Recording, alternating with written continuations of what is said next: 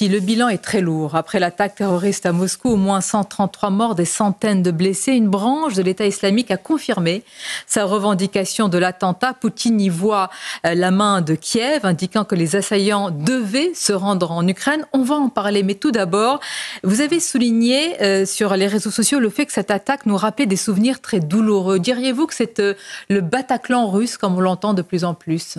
Il y a naturellement et malheureusement cette similitude, même à l'unité près dans le bilan provisoire qui est annoncé aujourd'hui, 133 morts à Moscou, 134 au Bataclan, le même mode opératoire. Donc bien sûr, il y a des similitudes, bien sûr, il y a ce choc et ça nous rappelle que la menace islamiste, et malheureusement, je crois que beaucoup ont tendance à l'atténuer, elle est là, elle est présente, elle est durable et c'est certainement la menace la plus lourde qui pèse sur notre avenir. La plus lourde, est-ce que vous faites une hiérarchie ?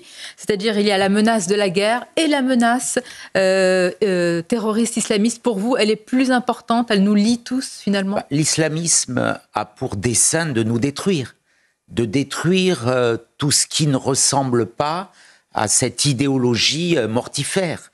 C'est une volonté d'éteindre une civilisation occidentale. Donc il y a cette menace, elle est présente et on voit bien qu'elle gagne du terrain. Ce qui se passe au Proche-Orient, ce qui s'est passé le 7 octobre, ce qui se passe au Sahel, nous rappelle ce qui se passe naturellement en Afghanistan, que cette menace, loin de régresser, s'amplifie et qu'il ne faut à aucun prix baisser la garde.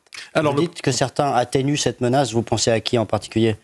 Non, mais on voit bien dans l'actualité, dans les commentaires, que voilà, il y a des drames, on y répond, il y a l'émotion, il y a la communication, et puis après, on passe à autre chose. Or, l'islamisme ne passe pas à autre chose.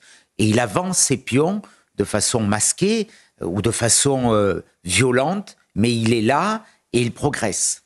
Alors,